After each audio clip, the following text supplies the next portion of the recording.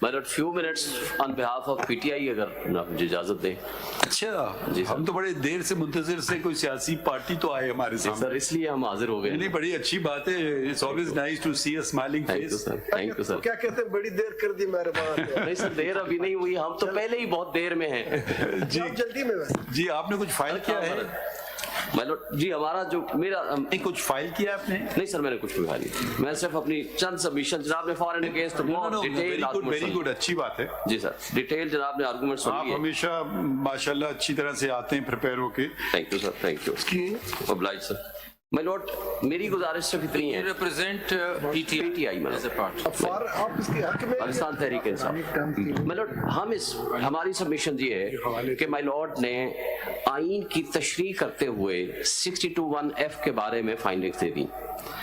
उसके बाद जो इलेक्शन एक्ट में अमेंडमेंट आई है, जो इन्होंने, जिसको हम ये समझते हैं कि although it is a person specific but without going into that issue, क्योंकि ये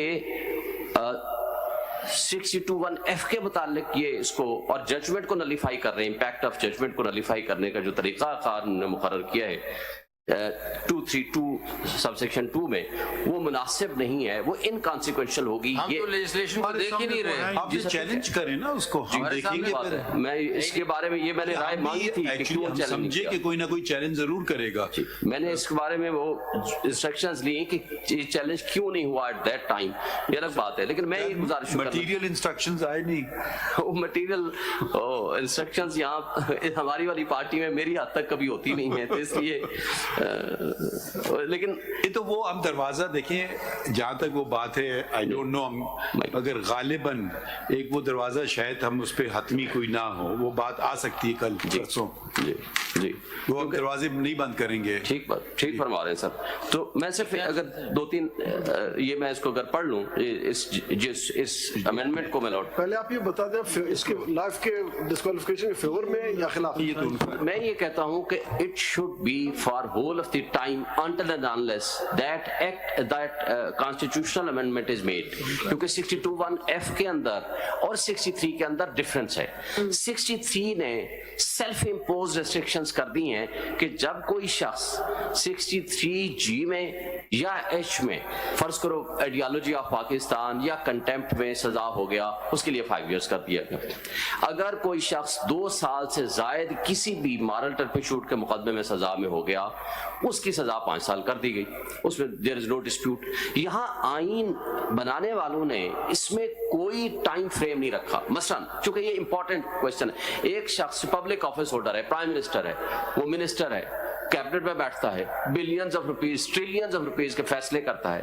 when some court of law has declared him as a corrupt man, corruption prove हो जाती है, खा वो 1 रुपए की हो या 1 बिलियन की हो, वो प्रूव हो जाती है।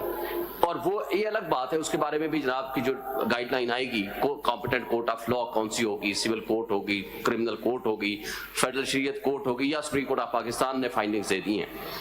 बट द इशू इज कि समवन इज, देखिए मेरे लिए एक मसला ये खड़ा हो रहा है, आपका पार्टी मेंबर फैसल वावडा को तो रिलीफ मिली है और वो फॉलो नहीं हुआ है सबीउल्ला बलोच, ठीक है।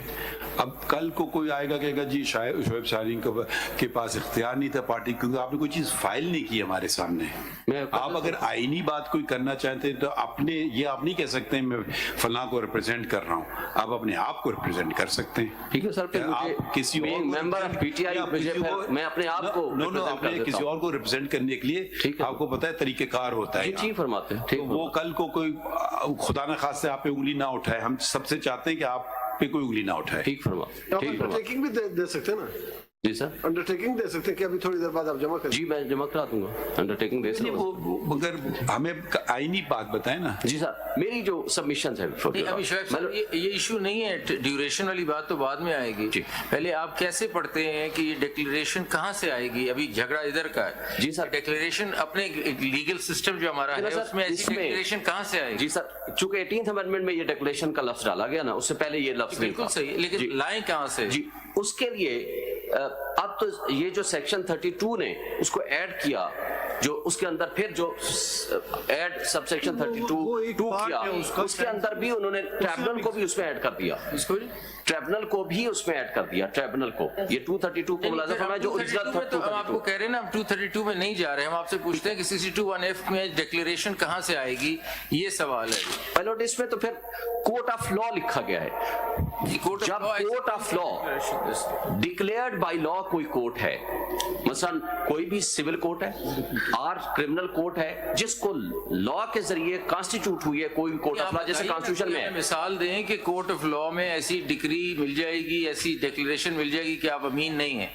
جیسے میں عرض کرتا ہوں, کسی کے خلاف کرپشن کا مقدمہ ہوا, جیسے یہ 2 دن پہلے ایک کیس تھا مائی لارڈ کے پاس آنریبل سپریم کورٹ میں آیا. مقدمہ نہیں ہو سکتا, یہ اس طرح ہے کہ انٹر پارٹیز کا کوئی سیل ڈیڈ کا جھگڑا آ گیا, سیل ڈیڈ انہوں نے کہا فورجڈ ہے, چلیں یہ بات طے کر دی انٹر پارٹیز کے, دس سیل ڈیڈ از فورجڈ. یہ پہلے تو ججمنٹ ان ریم نہیں ہے, this is relating to the parties only. اس سے پھر اخذ کیا جا رہا ہے کہ کیونکہ سیل ڈیڈ فورجڈ ہے یہ آدمی آنےسٹ نہیں ہے. کیا یہ کریکٹ طریقہ ہے اس ڈکلیریشن کا؟ میں ایک دوسری مثال جو بڑی کلیئر مثال دیتا ہوں. ایک شخص کے خلاف FIR کٹی, پبلک آفس ہولڈر تھا. آپ نے کہا اب یہ سول سوٹ کے اندر سیکشن 12(2) کی اپلیکیشن فائل ہوتی ہے,